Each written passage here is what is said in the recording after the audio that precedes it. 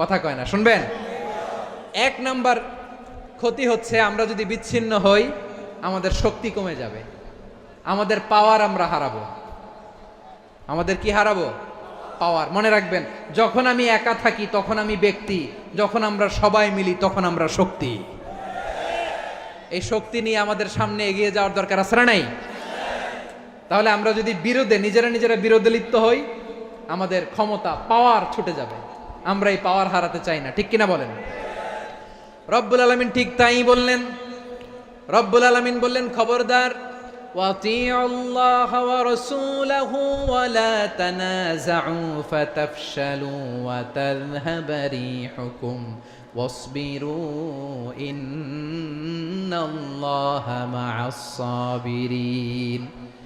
আল্লাহর আনুগত্য করো, নবীর আনুগত্য করো, কিন্তু খবরদার নিজেরা বিরোধে লিপ্ত হয়ো না। নিজেরা